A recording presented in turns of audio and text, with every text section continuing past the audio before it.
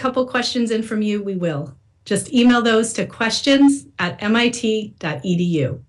As a bit of trivia for the students watching today, Professor Johnson knows he himself first set foot on MIT's campus 39 years ago in 1985 as a graduate student and earned his PhD in economics in 1989. So we're so glad you're all with us. With that, I'd like to turn it over to Sally Kornbluth, MIT's president. Sally? Thank you, Kimberly, and good morning, everybody. I'm delighted to say out loud what you already know. This morning, the 2024 Sverige Prize in Economic Sciences in memory of Alfred Nobel was awarded to Daron Acemoglu Institute professor and Simon Johnson, the Ronald A. Kurtz 1954 professor of entrepreneurship at the MIT Sloan School of Management. They share the award with James Robinson of the University of Chicago for studies of how institutions are formed and affect prosperity. Through extensive historical studies over time and across societies, their work has demonstrated the profound extent to which a nation's economic growth and prosperity depend on healthy societal institutions, including the rule of law. Daron and Simon are prolific and influential scholars. I cannot begin to enumerate their accomplishments here, including their work as mentors and teachers. And I know that we're all eager to hear from the laureates themselves, so I'll offer just a brief observation. Simon and Daron reflect a kind of MIT ideal, in the excellence and rigor of their work certainly, but also in at least two other ways. First, and as this morning's three-way prize illustrates, their work is extraordinarily collaborative. They're also co-authors of the 2023 book Power and Progress, Our 1,000-Year Struggle Over Technology and Prosperity.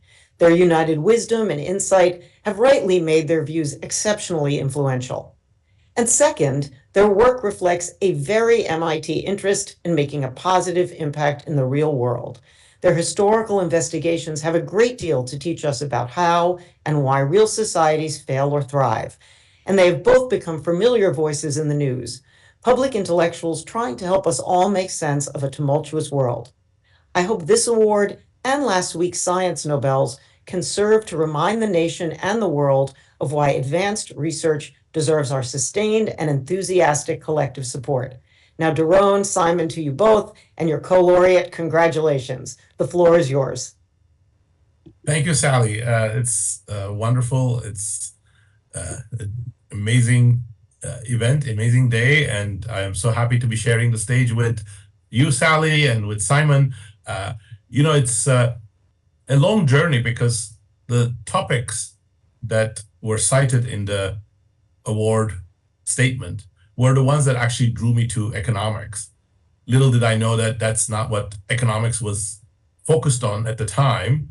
And it was only towards the end of my PhD and I started thinking again, well, we should really be thinking more about these things. Is there a way of doing so? And I was fortunate enough to, first partner with Jim Robinson and then with Simon Johnson to sort of have this journey with them. And it's been a delightful one. And I think MIT has been a wonderful place. It's been really supportive. The rigor, the commitment to quality, academic integrity and detail at MIT, I think, is the best environment one could ask. So it's been wonderful to have this journey at MIT. Simon. So my journey has also been a very MIT journey, starting in 1985. And I'd just like to echo what Daron said about the rigor of the place. And to emphasize to everybody that none of these journeys, these academic intellectual journeys are easy. There's ups and there's downs. But my colleagues have always, in fact, one of them says this quite directly, but they've all, I think, communicated this one way or another, that you should swing for the fences. An American baseball metaphor, obviously, meaning that you should really try to go big. And I came to the issues that are for which we won the Nobel Prize after 10 hard years of working in Eastern Europe and really being quite frustrated with some of the answers that standard economics was giving. And when I met Daron and when I learned what Daron and Jim were already pursuing and we focused on those questions together, it was really quite liberating. It felt big. It felt very big. It felt like a big risk, Sally. It felt like a risk with my career. I didn't have tenure at that point, but it felt like a risk that I wanted to take and a risk that MIT would reward if it paid out. And it did obviously pay off in a really big way. So thank you, Daron. Thank you, Jim. Thank you, MIT in the form of Sally for making all of this possible. Thank you all so very much. Much appreciated.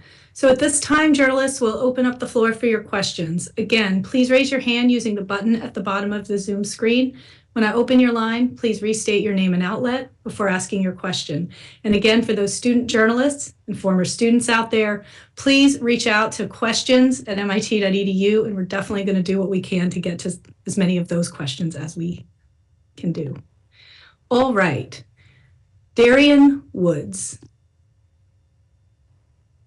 Hi there. This is Daron Woods from the Indicator from Planet Money. My question is around what the term inclusive institutions really means.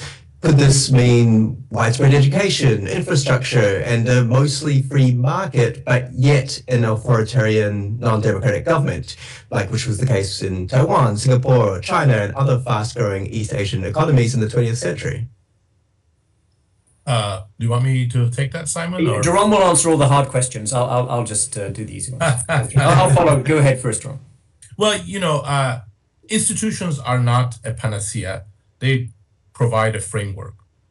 So some of the details of good policy are, of course, things you build on institutions. But broadly speaking, we distinguish inclusive economic institutions and inclusive political institutions. Inclusive economic institutions have secure property rights and things that uphold something like equality of opportunity, a level playing field. So education, public infrastructure, the right kind of regulation are key. But we also emphasize that political inclusion, meaning a framework in which people have voice, power is equally distributed and not monopolized by one group, one person, one party, are key, and political and economic institutions are synergistic. It's very difficult to maintain economic inclusion when you are ruled by the iron fist of an autocrat. And that's the sense in which we also find in some of the work that, for example, I did with Jim Robinson, Suresh Naidu, and Pascual Restrepo, that democracy directly itself contributes to economic growth, not easily, not right away. It takes a couple of years, and it's a difficult business to make democracy work. But generally, countries that democratize grow faster, and they grow the more right way, meaning they grow in a way that's more equal, invest more in education and health. So both political and economic inclusion matter, and they are synergistic. So I would just add, Daron, I got a phone call from China this morning, from Beijing, a journalist from Beijing, who said, "What's your advice for the Chinese economy?" And my first thought was, okay, what can I say that A, she might be able to use, and C, won't get her into trouble? And I think that the basic finding that we have in our historical work is that, yes, you can have episodes of growth under different arrangements, but if you want to sustain that growth over time, it's much stronger and much more robust if you can move towards the kind of inclusive participation that Daron just outlined. And I would flag, for example, South Korea, which is where my wife's family is from. South Korea started out poor after World War II. In fact, in the early 1960s, it was very poor. It was quite authoritarian at the beginning. Over time, there was economic growth and an effort to democratize, which was difficult and messy, and there are plenty of struggles. It's not an easy journey. But I think as a result, the South Korean economy, which is not without its problems today, but it's in much better shape, and their achievements are really remarkable compared to what some other countries have been able to pull off. So I think that's the direction, Daron, in which our work, I think, should orient people. Thank you, and congratulations to you both. Thank you. Thank you all very much. I'm now opening the line for Song Ho Song of Yonhap News Agency. The floor is yours. First of all, congratulations to both professors. I understand, Dr. Johnson, you briefly mentioned South Korea's case, but I understand that two separate institutions on the Korean Peninsula, one in the south and the other in the north, have been subject of your long-time research as shown in your book, Why Nations Fail. So can you share with us your thoughts on the future of South Korea's economic and social trajectory and how it can continue to remain on a successful trajectory through institutional improvements? And can you also give us your suggestions vis-a-vis how North Korea can change course toward a better future away from the current impoverished and repressive conditions? And where do you think North Korea will end up to be if it continues to be on the current path? Thank you. And my question, of course, goes to both professors. Thank you. Well, first of all, Why Nations Fail was written by Daron and Jim Robinson, not by me. I am always happy to be confused with Jim Robinson, even more so today, I suppose, than other days. But Daron, do you want to take that first as you did write that book? Well, I mean, and in fact, South Korea versus North Korea contrast is at the very beginning of the book because it beautifully illustrates the role of institutions. The South and the North, according to the best data we have, were on a par before the country was separated and diverged in terms of its institutions. And over time, a more than tenfold difference built up. South Korea, exactly like Simon said, is not without problems. Democratization was very difficult, but the evidence that, for example, we have in our democracy and growth paper shows South Korean economy picked up speed after democratization and did so in a more healthy way. But right now, South Korea is still dominated by large corporations, which brings some benefits and some costs. And South Korea is dealing with one of the most rapidly aging populations. It has done reasonably well in that context by using a combination of technologies and other adjustments. But it is a very difficult transition. China will undergo it as well. But a country that's aging so rapidly is going to face many new challenges, and openness to new ideas, new technologies is going to be very important. In the case of South Korea, doing so via a competitive pressure is going to be more important as well. And I don't hold very great hope for North Korea. Its system is cemented, at least for now. And the advice to North Korea, well, who is the advice going to go to? I think one of the emphasis of our work has been, look, institutions are bad because they serve certain people's interests. They are bad often for society, but quite lucrative for the people who control the institutions. And North Korea is, again, a case in point. I don't think it is very fruitful to give advice to the North Korean elite, and the North Korean people are under great oppression right now. But I think that system is facing more and more difficulties, and one day, hopefully, it will unite with South Korea under a more democratic system. Yeah, I would just add, I attended a conference in Seoul on managing the economic transition and political transition, presumably, in North Korea, away from communism. It was a good conference, great discussion, lots of substance. It was 30 years ago, 3-0. So I think, as Daron said, this collapse of the Soviet Empire had some knock-on effects. The reforms in China were consequential, and that also affected other countries. But North Korea retreated into its shell and has created a system that obviously favors a very few people, and a lot of people in North Korea have suffered over many years. And these few people are heavily armed, and they've acquired or built for themselves a lot of nuclear weapon capacity and also some rocket launch capacity that's not insignificant. This is extremely dangerous. And just because better, stronger institutions give you more inclusive growth and allow more people to climb out of poverty does not mean that all leaderships want to embrace such institutions. On the contrary, many leaderships around the world have gone in another direction in recent years. So there are many things to worry about in the North Korean situation. Thank you. Thank you very much. Our next question comes from Jeff Keating, I believe GBH Radio News. Let us know. Jeff, your line's open. Yes, Jeff Keating, GBH, here in Boston for radio. Congratulations to you both. Can you please just describe the moment when you first heard the news?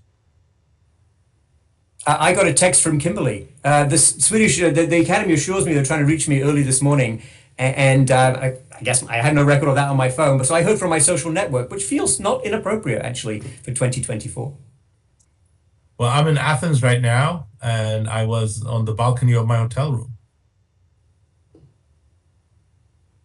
Thank you. I'm pleased to take one from the website. Alex Tang, editor-in-chief of The Tech. Congratulations to you both. From an educational and mentorship perspective, I would like to ask how each of you approaches teaching this thorough approach to political economy to the undergraduate or the graduate student. How do you balance the study of history with an analysis of an ever-changing and turbulent present? Fantastic question from our MIT student. I'll take that first because I teach most of the MBAs. Daron and I did a course for undergraduates last year, that was a lot of fun. But mostly I've taught MBAs, and MBAs are fantastic students. I think some of them are here, but I think they'll agree that they're always about, okay, how do I use this? Why is that useful knowledge? Show me what this means. So that's where I get pushed, Kimberly, and Alex. That's where I get pushed all the time by my classrooms, and I'd like to thank all of my many thousands, it turns out, of MIT students for pushing me in that direction, because it really helps sharpen the way you communicate these ideas and also the way that you think about it. Sometimes people say research and teaching can be disassociated, including in business schools. That's not been my experience at all at MIT. For me, they're very deeply intertwined, although I do not show regression results to my MBAs. I'll be quite candid about that. I've got to find other ways to communicate the big ideas. Well, that's a fantastic question, and it's still work in progress. I go back and forth how to sort of balance different aspects of the work. But the part that I find very uplifting is posing the questions. I think the questions about long-term economic growth, the vast gap that exists between rich and poor nations, how the world has diverged and has failed to share prosperity. I think those are such major questions that it brings people in, undergraduates and graduates alike. So just to put a point on that, where the United States is about 335 million people, I think by far the most innovative society in the history of humankind. Plenty of problems, don't get me wrong, but we live in a world of 8 billion people with enormous unaddressed problems, and we develop all this technology. We're very good at developing technology, including at MIT, including other places, but whose problem are we trying to solve? Whose vision is driving that? Who's making the choices about technology? And this is what Daron and I have been hammering away on for the past 5 years, and that's what our latest book is all about, which is people who control technology, people who think deeply about technology, the scientists and yes, engineers who drive these processes have an enormous effect on the world, both in terms of who gets access to what opportunity, but also then through institutions, who gets to build what kind of genuinely democratic and inclusive society. Very interesting. Thank you. Our next question comes from Paolo Mastrolilli. The floor is yours.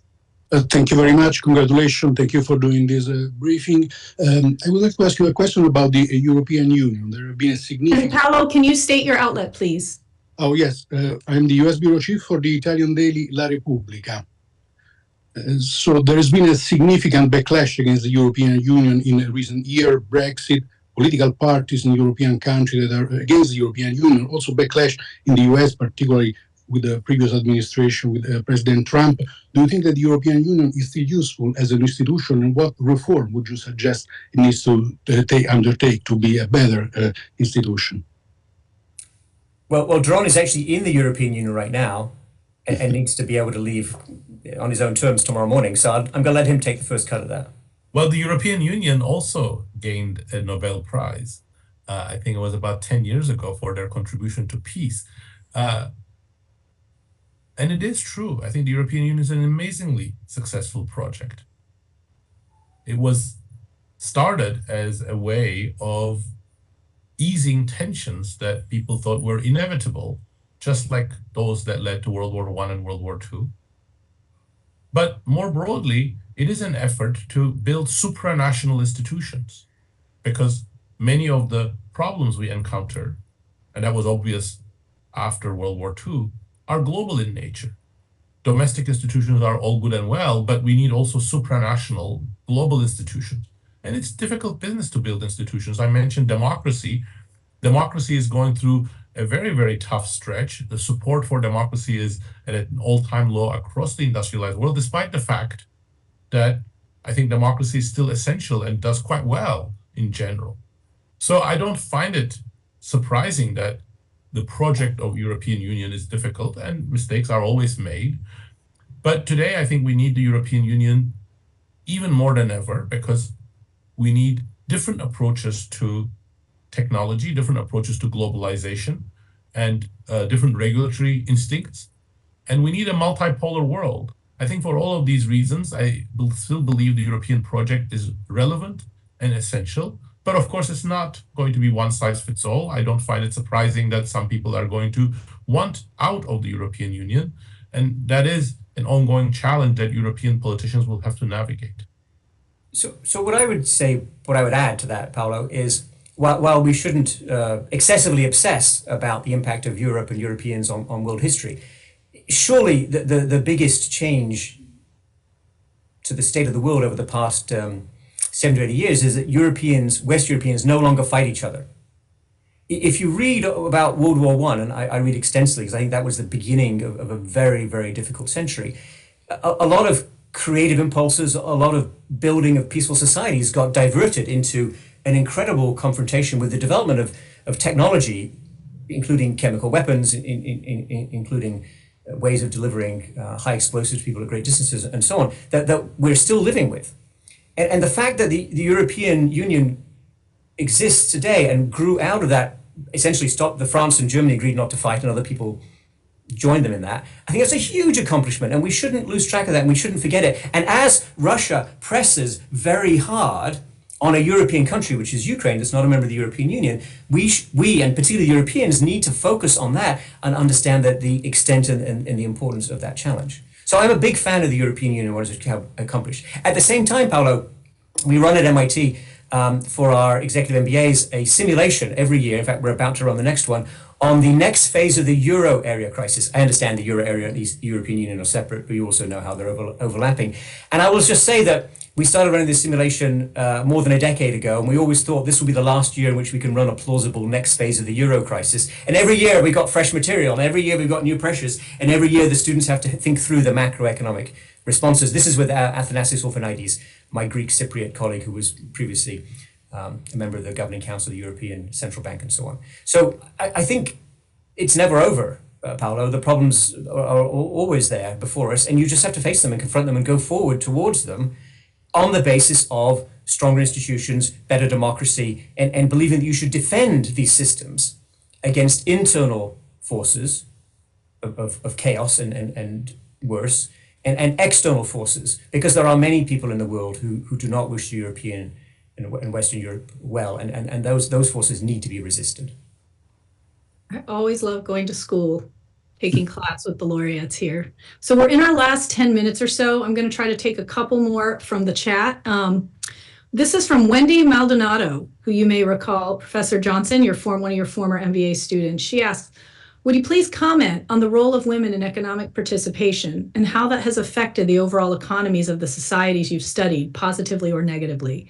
Have you seen progress and change in a positive direction over time? Or could you point to any examples of countries that have done it particularly well and have enjoyed stronger economies as a result? Any examples in emerging economies in particular? So there's a lot there. Unpack the pieces you want. Keep it tight. But thank you.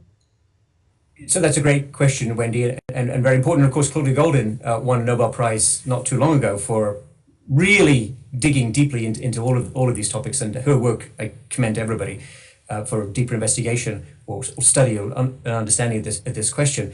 I think that the rising voice and power and opportunity for women in this country over the past 100 years is absolutely fundamental, has changed everything. Mm-hmm. I have two daughters, and I think they have great prospects and opportunities, including in science and technology, actually, that are just thrilling, and that's got to be good for the world. And of course, many women and girls around the world don't have those same opportunities. And I think that's a major problem. It holds back.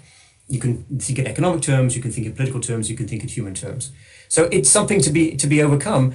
And I met, actually I should remark for Sally, I met with an alumni not too long ago who told me that she was one of only 2 women in the MIT class of 1952 or 1953. And now our classrooms are very evenly balanced, and the contributions are evenly balanced. And this is an amazing achievement, which I thank the leadership at MIT over multiple generations. And I think everyone should attempt to move in the same direction to the extent that they can and to the extent that it works in their situation. We've never said it's one size fits all or there's one magic wand to be waved. But I do think increasing rights and privileges and opportunities for women has helped everybody in the United States. And I think it's helped other places too. And I hope that it will absolutely continue and strengthen around the world. Well, let me amplify that just with two thoughts. One is, we are in the age of AI, but I remain, and I think Simon does too, convinced that, human productivity, human ingenuity, human resources, broadly construed, are still key for flourishing and meaningful flourishing of countries. And any country that does not value and that doesn't leverage, it doesn't create opportunities for its women, is essentially degrading half of its resources in that fight. And no country in the 20th century has succeeded while doing so. And I think that will be even more so in the 21st century. Thanks to you both. Our next question comes from Martin Sandbu at the Financial Times. Martin, your line is open. Hi, can you hear me? We hear you. Very good. Martin Sandbu from the FT. Simon and Daron, congratulations.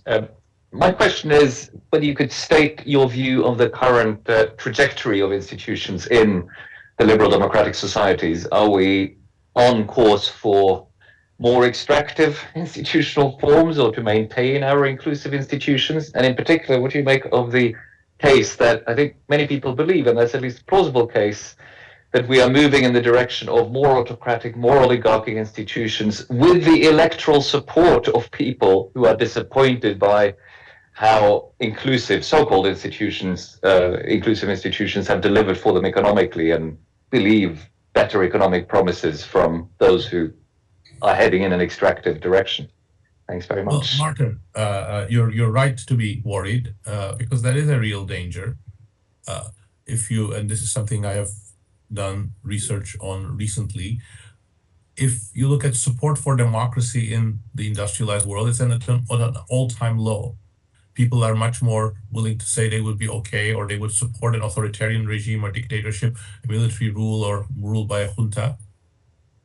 And if you dig deeper, it is at least in part rooted in their disappointment with democracy. Democracy hasn't realized its promise of voice for all and shared prosperity for all. And we find that democracies perform better, they get more support when they deliver on their promises, such as clean governance without corruption, more shared prosperity, better public services, and so on. And there are many other dimensions of democracy's failure. But despite all of that, democracies still have done better than dictatorships. So it's not that there is a better alternative out there, but it is very important that democratic institutions renew their social contract with the people. And by the people, I mean a broad constituency, not just a few selected groups, but the working class especially. And I think that is going to be key for a renewal of democracy. It will take time. It will be particularly difficult in the age of polarization, in the age of social media, which really poisons much of our discussions and political discourse. But I am still not optimistic in the sense that it will happen by itself, it will happen automatically, but I'm hopeful. Democratic institutions have shown great resilience and great ingenuity, and so have people. And that combination, I think, if it can free itself from the worst sins of our current epoch, in particular polarization, demonization of the rest, and the impoverished spaces, communication spaces of social media, I think there's a lot of potential there. So I would add, Martin, first of all, thanks for your columns that you write on this topic. Really very helpful, and I commend them to everybody here and more broadly. I think that you're, of course, right, that the pressures over the past 40 plus years from automation, globalization, the decline of trade unions, they've really undermined the middle and pressed a lot of people down from that middle to the lower end of the labor market. Our colleague David Otto, with whom Daron and I run a research group at MIT, has a very famous graph that shows earnings for people with a lot of education have gone up since the 1960s in real terms, but not for people in the middle, and people with less education or didn't go to college in real terms may actually be earning less than they did in the 1960s. That's extremely disappointing, and that's a failure to deliver. And I think all societies are naturally held to account for that, and that includes this democracy.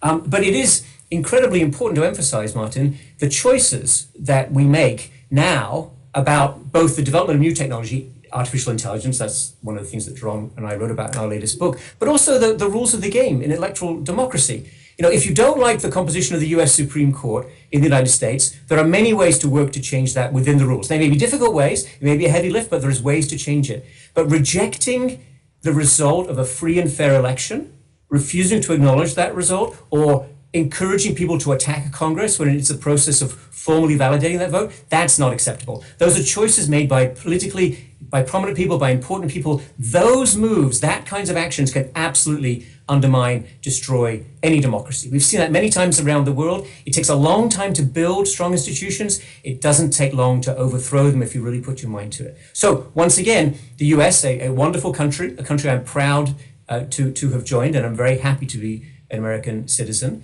I worked long and hard to become an American citizen. Thank you, MIT, for that as well.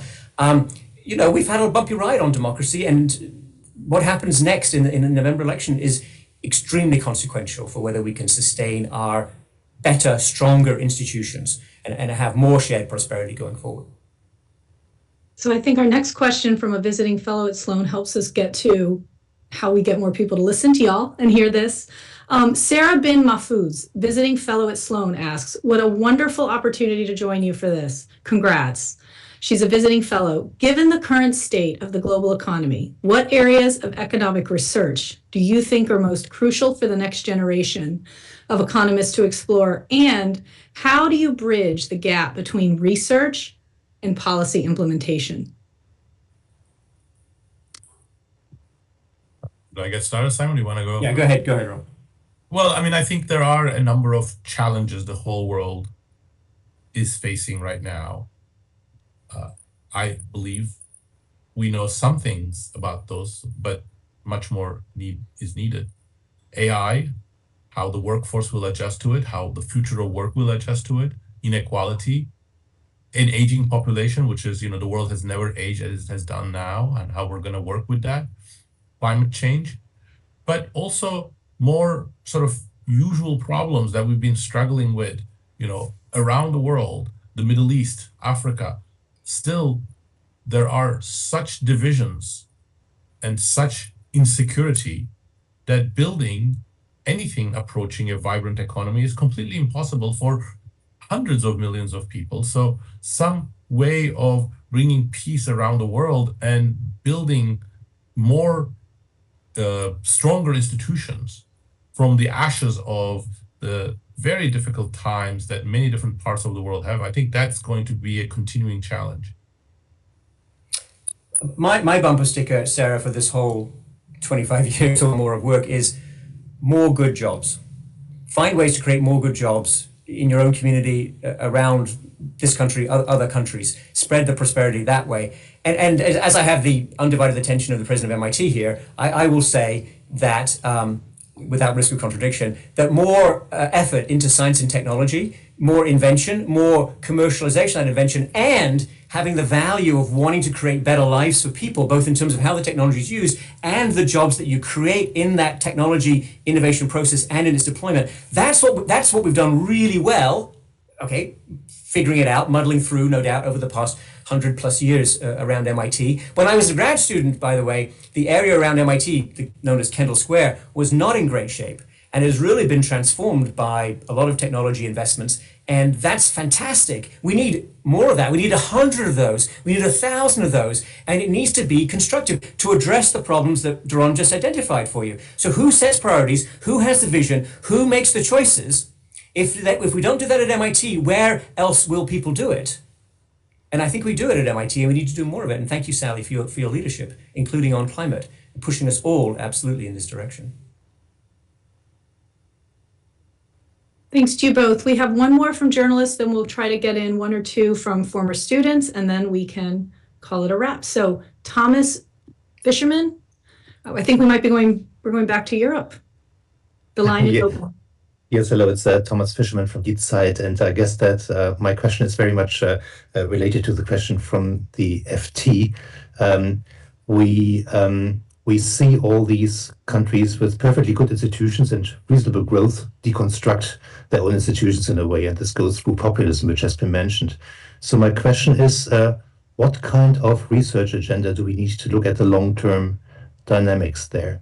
Do we know enough? Do we have enough research in place to learn about the long-term self-destruction of democracies? And are there alternatives to this? I just spent a weekend in Singapore. Everybody told me that they have a much better long-term plan for suppressing any populism. Yes. Thank you. Well, I think we have a lot of historical examples of long-term decline of institutions of very different types, including democracies. But of course, alternatives to democracy, that's very difficult to study with historical data or with empirical data, imagination and experimentation, and I think like the local level. But I also don't think the right word is suppressing populism. I think populism often is fed by grievances, and suppressing them makes things worse. So understanding populism and turning those grievances into a more positive force rather than the negative force that they become under populism is necessary. You asked a very, very, very good question, direct question, Thomas. I'd attempt to address it directly. I think there's two major areas for research. One is about technology, how technology develops, how it's deployed, how it's used around the world, the choices that we make about technology, and how we can get better outcomes, defined, I would suggest, first instance, through more good jobs. That, I think, is a very big research area that Daron and I and David Autor are embarked on, and so many other absolutely talented people at MIT and elsewhere. The second, and I think you can get a lot of agreement on that, not an awkward topic, really. The second topic, I mean, let me be fairly pointed and blunt in the interest of time here. It's corruption. Corruption has two sides, the people who pay the bribes and the people who take the bribes. There's a lot of hand-wringing in rich countries about corruption. There's a lot of criticism of other places and so on and so forth, and surely that is justified, and many of our rich societies have cleaned themselves up in terms of internal corruption. But who pays the bribes? Who's putting the money out there to get people to borrow more money, to get them to build infrastructure they don't need, to pad their bank accounts in whatever way? This is a scourge, and this undermines attempts to build resilient institutions, I would say, because it says to people, look, if you get power and hold power for a few years, you can become very rich and then live in XYZ country, tax haven, whatever. So I think these are the real problems that we need to confront, Thomas, and I think that anybody who wants to really dig into this and really confront and really answer the question, how do you control and eliminate and remove corruption? Which, by the way, Singapore did. And kudos to them for it, right? But not all authoritarian countries have managed to do that. In fact, most authoritarian countries, okay, I didn't just call Singapore authoritarian, be careful in how you quote me there. Many authoritarian countries have struggled with controlling corruption because it's just easy money, and nobody stops you, and it's the rich countries, in many instances, that are paying for access to your raw materials, your natural resources, your oil, or very, very cheap labor. Great question. Thank you very much. And one, going back to a topic that came up a little earlier from the webcast from Mohammed Hassan Dejana, a Worcester Polytechnic Institute Fulbright Scholar.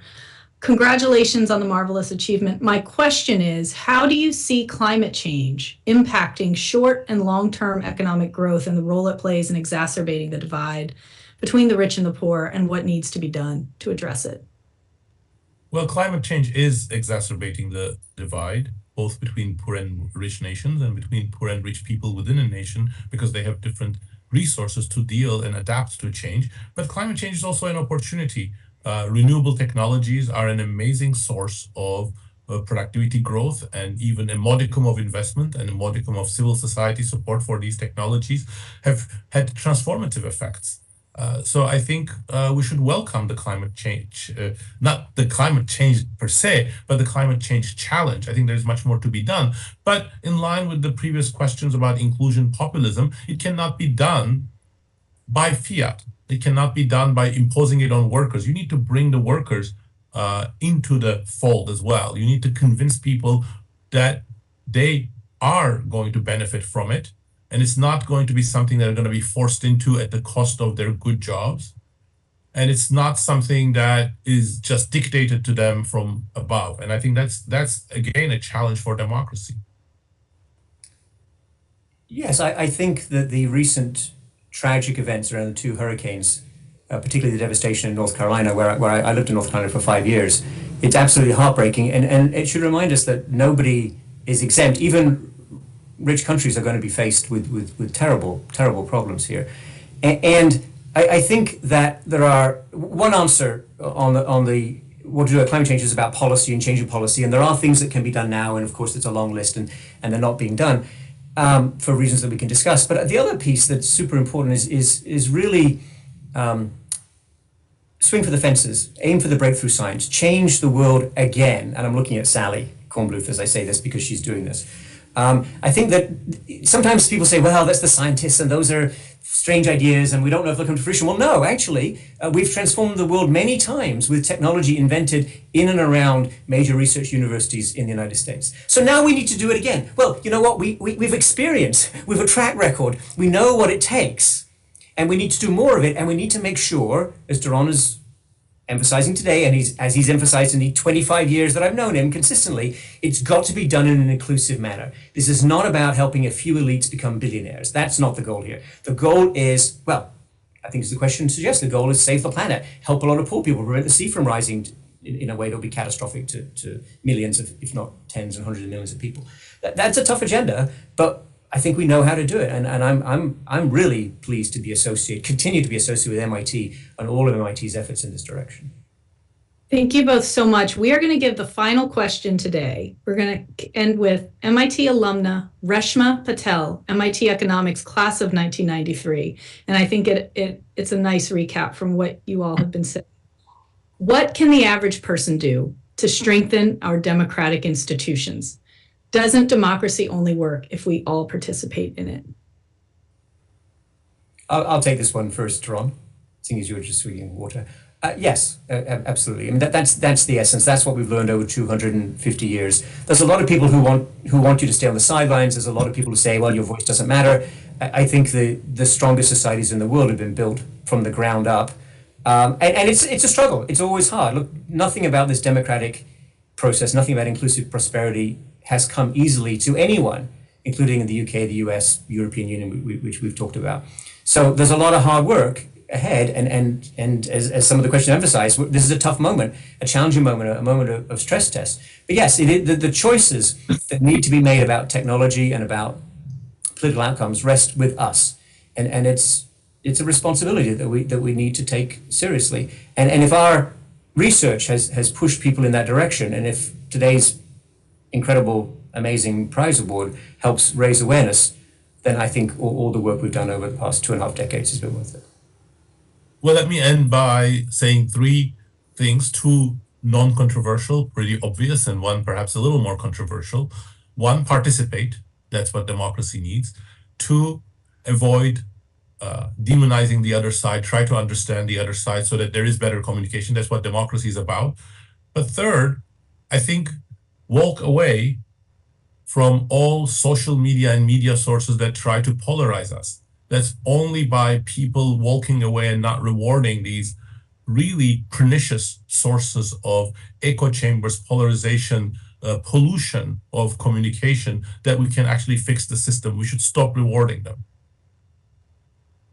Thank you all so much. And that will be the final word today. Thank you all for joining us. Congratulations once again to today's laureates. Thank you, President Kornbluth, for being here with us as well, on behalf of the whole MIT community.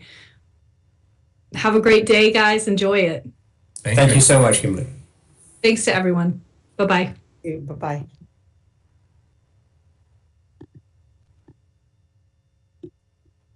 All right, the webcast is clear.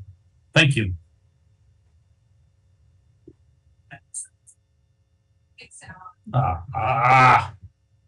Fucking jump cut. Damn.